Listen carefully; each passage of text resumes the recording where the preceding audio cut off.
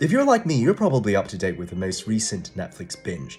And by now, you probably know the two names, Anna Sorokin and Simon Levive. Now, these two individuals, for those of you who've not watched it yet, they have really achieved infamy. In Anna's case, she was this woman who posed as this German heiress and scammed her way to the very top of the New York social elite and defrauded her friends, bankers, financiers, business partners, hotels, resorts out of a total of 250,000 US dollars, when in reality she was actually a fashion intern of this fashion magazine, yet everybody believed her.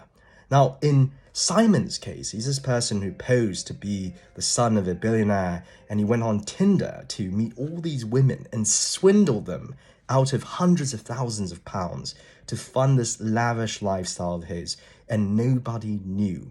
And in both instances, as you watch these shows and you find out about those stories, it is truly shocking that these people were actually defrauded to such an extent. And I found it very, very fascinating that I went online, I did further digging, and all these discussions that were had about these two cases, it is truly saddening to see that actually a lot of the online commentators actually started to shame the victims. And to an extent, I can understand why. There is a degree of disbelief. For example, in Anna's case, a lot of people were saying, how could it be that all these people, for example, these financiers, these bankers, they're supposed to be truly versed in due diligence, yet they fell victim to this young girl. And these hotels, how could they allow her to stay for so long without actually doing proper checks?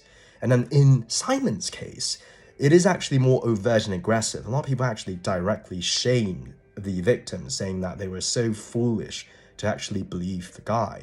But yet, if you think about it, again, there's a degree of disbelief because many of these women, they were highly educated and of course, very intelligent, yet they fell victim to it. Now, tonight, I really want to talk about this, and I would like to posit that the issue is not so much one of human error or human glitch. We can't really blame the victims, especially if you actually dig into the work of psychologists and also in the area of philosophy of language, from the works of research at Empirics, you'd see that actually what has happened, all this fraud that has actually happened, the way it has happened really highlights really the essence of our human nature. Now, when you think about these two cases, you think that there is a lot of reservations about what actually happened. I mean, if you were to encounter these people, from hindsight, you'd say that the red flags would be very evident to you, that with your reservation and your cynicism, you would never fall victim to it. But interestingly, psychologists for decades have actually done experiments about human trust. And what they found out is that we're actually much more trusting than we think. For example, for decades, there have actually been a lot of experiments done in the vein of an investment game where participants are actually given sums of money and they're told to be very careful and try and preserve their wealth. Yet they're also presented a lot of investment opportunities, some of which were actually quite dodgy on purpose, yet they carry with it a potential that they could get more money in return. And in most instances of these experiments, the majority of participants actually invested their money into these dodgy investments, despite the fact that they had reservations. And this really highlights the first aspect of human nature, and that is that in order for us to really cooperate and participate in society, we have a basic element of trust. Now, this is something that the psychologist David Dunning actually looked at. He looked at it from the perspective that if you were to really examine through all these experimentations, by nature, all of us, despite our cultural differences and really any of our differences, we are all very, very trusting. And the reason really comes down to the fact that it could very well be a part of who we are, because you can't imagine that us humans, as social creatures, could actually function in a society without basic trust. Now think about it. Almost every single thing in our society today requires a degree of trust. For example, Airbnb, getting into that Grab or Uber car that you've ordered, the sharing economy, of course, but also all these other services. Even the very essence of our working democracy requires a degree of trust.